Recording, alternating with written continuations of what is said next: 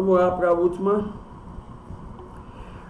Quinto caso, quando a participação do ar nas reações. O ar seco e puro é uma mistura gasosa que contém 78,2% de nitrogênio, que a gente aproxima para 78%, 20,99% de oxigênio, que a gente aproxima, na verdade, a gente não faz nem essa aproximação, deixa eu voltar. A gente faz a aproximação assim, a gente considera 80% de nitrogênio e 20% de oxigênio. A gente despreza o argônio, ok? Então, para efeito de cálculo, hoje a gente só trabalha assim, 80% de nitrogênio e 20% de oxigênio. Fica mais fácil os nossos cálculos. Essa composição, se o vestibular for usar, ele avisa você na prova, tá certo? E outros gases. O ar atmosférico contém ainda umidade, vapor d'água e várias impurezas como poluição. Por exemplo, monóxido de carbono e derivados de enxofre. É uma mistura, né? Para efeito de cálculo, costuma-se considerar que o ar tem aproximadamente 20% de oxigênio e 80% de nitrogênio, justamente como os outros gases, em volume desprezável. Note que as proporções de 20 e 80 em 100% do ar simplifica 1 para 4 para 5. Para cada uma parte do ar, 4 é de N2, 5 O. Para cada uma parte de oxigênio, 4 partes de nitrogênio e 5 partes do ar. Ou seja, o ar é 5 vezes maior que o oxigênio, porque o nitrogênio quase não aparece nas reações. O volume de oxigênio que você achar, multiplica por 5 é o volume do ar atmosférico. É isso que o texto quer dizer.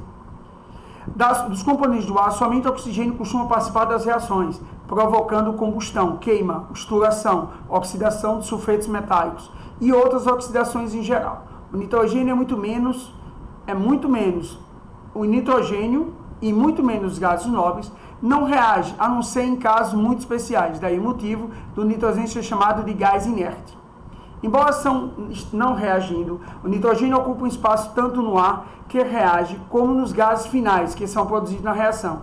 E esse aspecto importante que vamos abordar nesse item. Ou seja, o volume de gás de nitrogênio vai estar lá no final. Qual o volume dos gases? Aí é o volume do gás que foi formado, CO2, mais o nitrogênio que sobrou da reação. Isso aí eu tenho que estar atento. Então vamos lá. Exemplo. Queimando-se 56 gramas de metano, metano é CH4, é um gás orgânico, completamente no ar. Aí ele forma CO2 e água. Combustão total vira CO2 e água. A produção de gás carbônico e água. Supondo que toda substância do estado gasoso, que todas as substâncias no estado gasoso e nas mesmas condições de pressão e temperatura, a composição volumétrica do ar é de 20% de O2 e 80% de N2, qual é o volume do ar necessário à combustão? Quando o O2 você acha do ar, só multiplicar por 5. Qual o volume total dos gases final da reação? É do CO2 mais o 80% do N2. Então vamos lá. Trata-se de um cálculo estequiométrico entre volume e gasoso nas mesmas condições de pressão e temperatura.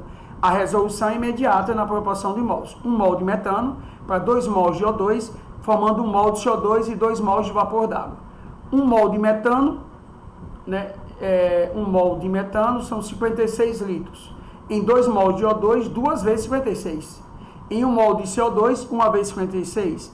Em 2 mols de vapor d'água, 2 vezes 56. Então, o que vai ter? Mais a sobra do N2. Então, você vai ter aqui, produção de CO2, 56, mais 2 vezes 56 da água, mais, se aqui é 56, 20%, mais 4 vezes 56, que é a sobra do N2. Pronto. 20% de O2 é 100% do ar, 112 litros de O2 é 560 do ar. Veja que 1 mol para 4, 5 do ar atmosférico. Mesma coisa. O ar necessário à combustão é 5 vezes. Pronto. Calcule o volume total dos gases no final da reação. Então, o total dos gases. O ar é 100%, 80 de N2. Se eu tinha 560 de ar, eu tenho 80%, 448 de N2. 20% de O2 e 20% de O2 é 116, 80%, 448. A mesmo cálculo, isso de N2. E o resto você descobriu. Ok? Sexto caso, quando reagentes são uma mistura. Na química é muito comum aparecer em mistura, participando como reagente das reações químicas. Podemos citar alguns exemplos. Uma liga metálica são misturas de metais. A gasolina que queima nos motores de automóveis é uma mistura de hidrocarbonetos, de heptano e octano, que é o C7H16 e o C8H18. Certas misturas gasosas são usadas como combustíveis, como por exemplo o gás água, a mistura de CO e H2, O gás de botijão, mistura de C3H8, que é propano e butano. Nesse problema, a dificuldade fundamental reside no seguinte: as misturas não são obrigadas a obedecer à equação, uma proporção constante. No entanto, toda equação química deve obedecer à proporção constante, segundo a lei de Proust. Por exemplo, eu posso ter na mistura 10% de butano e 90% de propano. Tudo bem, mas na hora de reagir é na proporção de cada um. Então vamos lá. Quando a composição da mistura do reagente já é conhecida, seja um exemplo de um problema da mistura formada por 5 mols de flúor e 10 mols de gás cloro. 5 mols de flúor e 10 de gás cloro reage completamente com hidrogênio. Qual é a massa total dos produtos formados? Pronto, aí primeiro, 1 mol de hidrogênio está para 2 mols de HF. Se você tem 5 mols de flúor, se 1 mol está para 2, 5 está para X. X vai ser aqui 5 vezes 2 vezes 20, que é a massa, dá 200 gramas. Aqui é a mesma coisa, 1 mol está para 2 vezes 36 vezes 5, 10 mols está para Y. Aí acha a massa e aí é só somar. Bem fácil. Né? Ou então você faz o cálculo total e acha. Aí a escolha é sua. Eu acho mais fácil separado aí agora, porque são equações separadas. Eles não participam na mesma reação. O flúor reage com hidrogênio, o cloro reage com hidrogênio. Ok, pessoal?